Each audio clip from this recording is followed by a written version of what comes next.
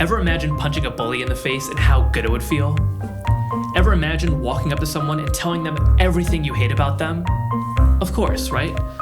But most of our aggressive fantasies are not as endearing. Have you ever planned out an affair in your head? Have you ever wanted to murder someone, even if for a brief moment? Yeah, you probably have. Most people have had both of those exact fantasies. And that category, fantasies that go against our own values, fantasies that disturb us, even though we're the ones who thought of them, everybody has those. The word for that is ego-dystonic.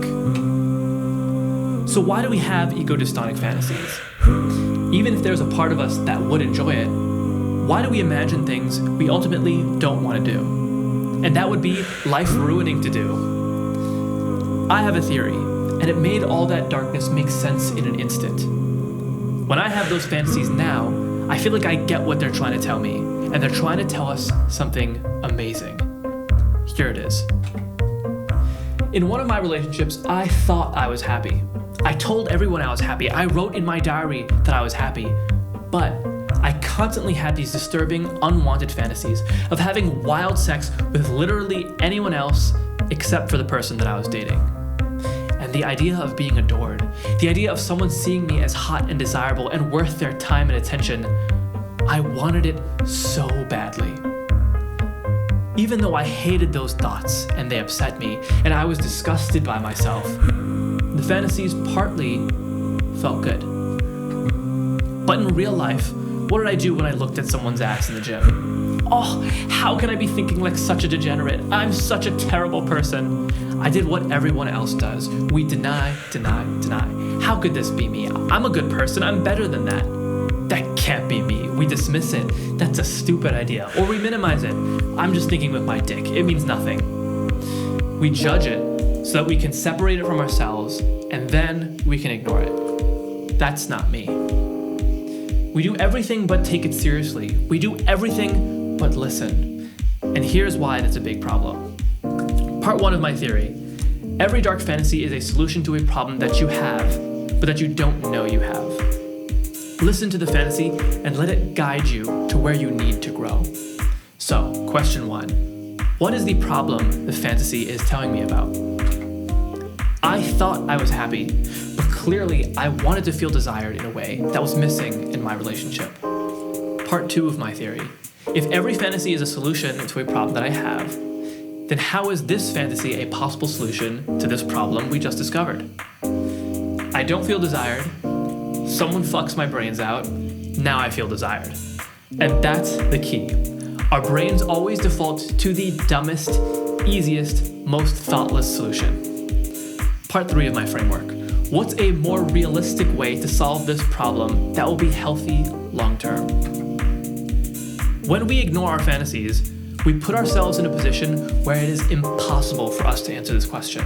Impossible to do the healthy, mature thing. How can I feed myself if I'm calling myself a jackass for being hungry?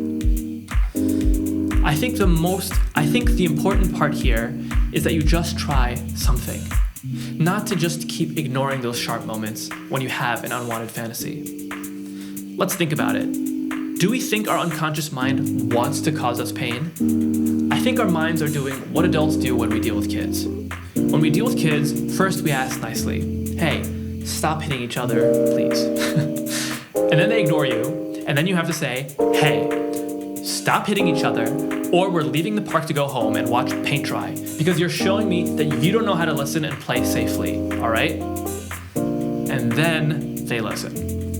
When your mind is upsetting you and it's giving you those negative visions, when it's ruining the fun that you're feeling in your daily life, I believe at that point that your mind is saying, hey, I already asked you nicely and you didn't hear me.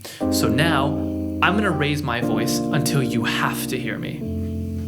You might not be convinced. So let's talk about one of the ultimate disturbing fantasies.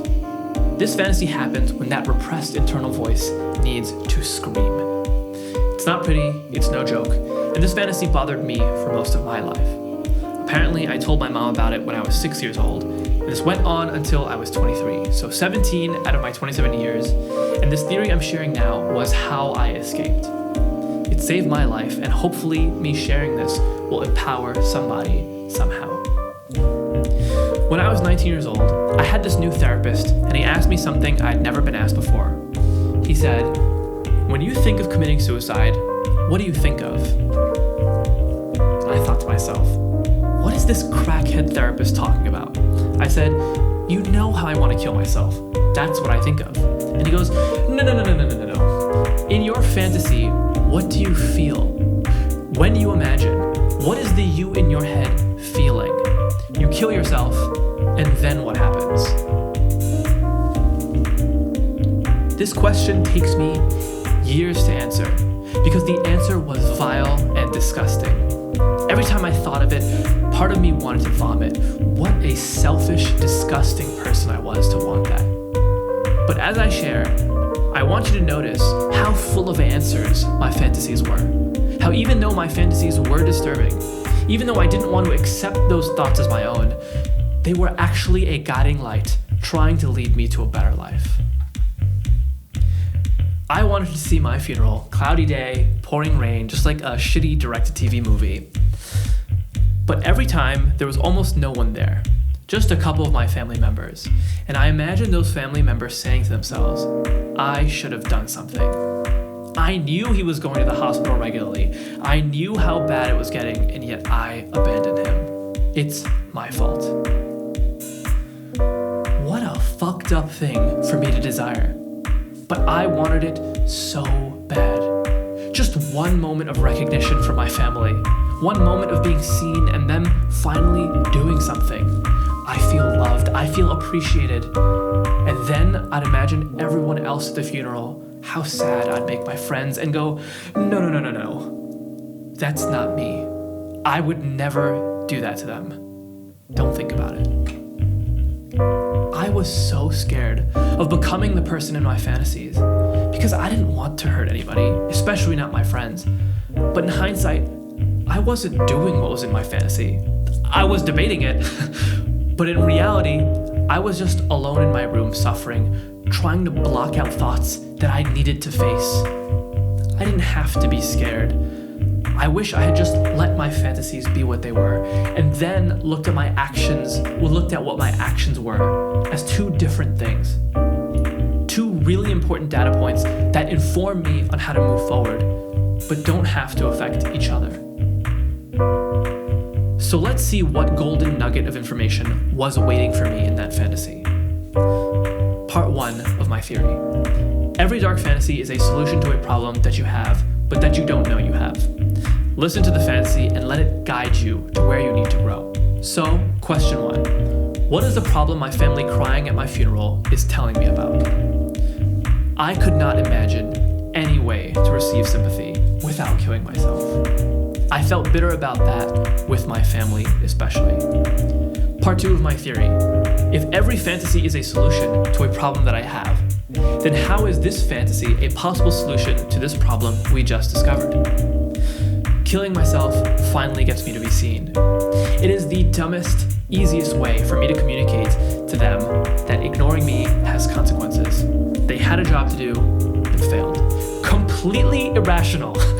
Everybody is going to have a very unpredictable reaction to a traumatic event like a suicide in the family, so it's a dumb fantasy. But I wanted to be seen by my family somehow, and I wanted it so bad that I was imagining killing myself to do it. Part 3 of my framework. What's a more realistic way to solve this problem that will be healthy long-term? Developing this whole theory made me realize that what I wanted was to be cared for, and I felt let down that that wasn't already happening. So, and this is the important part, I realized I could just tell them that in real life, which is what I did. And let me tell you, very lame, not worth dying for at all. Some things just don't change. But the important part is, I found the healthy long-term solution. Because I was able to address the core issue directly and in my own way, I didn't want to commit suicide anymore, which is a huge win. Committing suicide would have been a waste of everyone's time because it wouldn't have solved the root issue. I never would have felt the love that I always deserved and that I feel now in my chosen family. But what do you deserve to have? What are you wasting your time dreaming about that you could have right now if you just thought about a healthier way to get it? Well, I have a way that you can figure it out. Maybe you can improve your life right now. Let's talk about it in the deeper discussion section. We're going to talk about converting the framework for your fantasies, but there's something I need to say to even make that possible.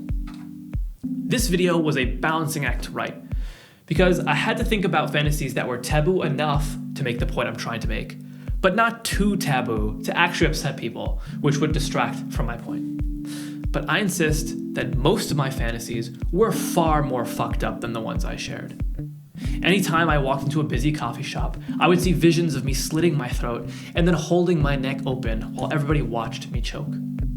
I often fantasized about jumping off buildings in crowded parts of New York City and then laughing while I bled out on the concrete, enjoying people's horrified looks. There were 3 years where, no matter if my eyes were open or closed, I constantly saw visions of me goring myself in public places or writing witty suicide notes. In hindsight, all those violent fantasies were in line with my desire to be seen. Despite how disturbing they were, there was a lesson to be learned. I'm a pretty jovial guy by genetics, I think, and almost no one ever knows when I'm feeling badly, so being seen in pain meant a lot to me.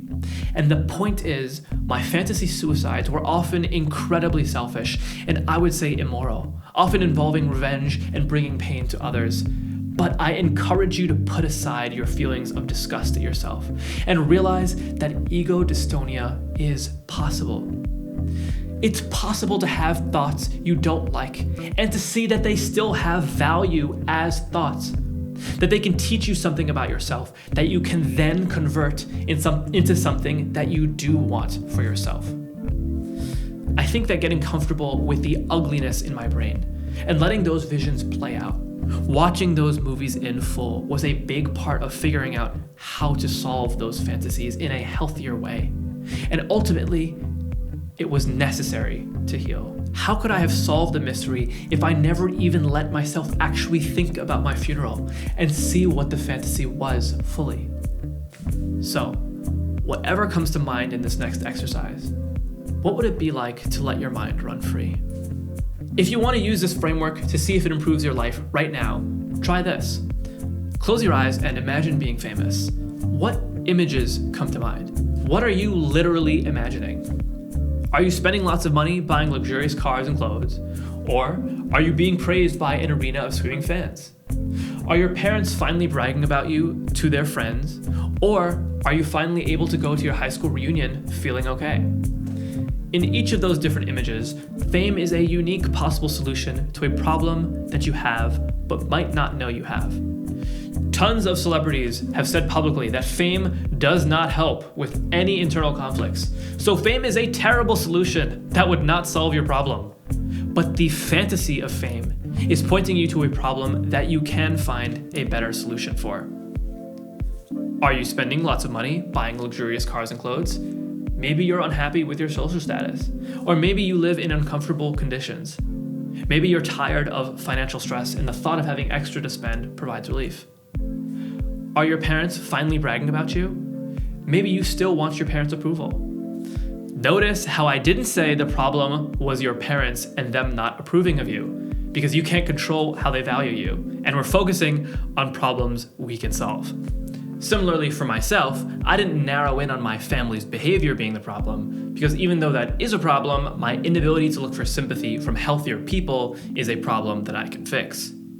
Are you going to your high school reunion feeling okay?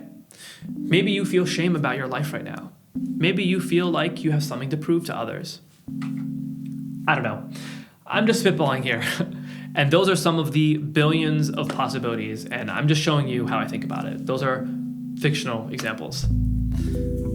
So what would it be like if you thought through one of your fantasies this way? Try it, and I hope it helps you as much as it helped me. I just said a lot of things a lot of people will not agree with, but I want to flag one of those things in particular. And the point is, my fantasy suicides were often incredibly selfish, and I would say immoral, often involving revenge and bringing pain to others, I will be making a video called Is Suicide Selfish? People on Team Yes and Team No are always acting like they know better than everyone else. Believe what I think or you're a bad person. But I'm not seeing anyone actually tackle the core issue head on and deal with the ugliness of the question, because most people are scared of talking about suicide in depth. They want the credit of taking a stance on suicide without any of the messiness, any of the reality. But suicide has been my life. It's like talking about breathing for me. So I feel the responsibility to actually discuss it without all the fluff. I'm very disappointed with how the mental health community addresses this question defensively and with a lot of ego and pride. And I think it harms people like me who are actually suffering and need realistic, empathetic help. I think my opinion will connect people and make everyone stronger. And also, it's relatively obvious. But I'll talk a lot about why rational thought about this question gets drowned out so quickly by Team Yes and Team No. So when the video is ready, it will be linked here. And I intend to confront the question in the uncomfortably honest way it deserves. Thank you to my patrons, Emil Beckford, Cool Tim, Michelle Compomore, A-Tree, and Unbecoming Schmuck. You guys are the greatest. The Patreon is free until we get to 1,000 subs. The Patreon is free until we get to 1,000 subs. Have a beautiful, beautiful day.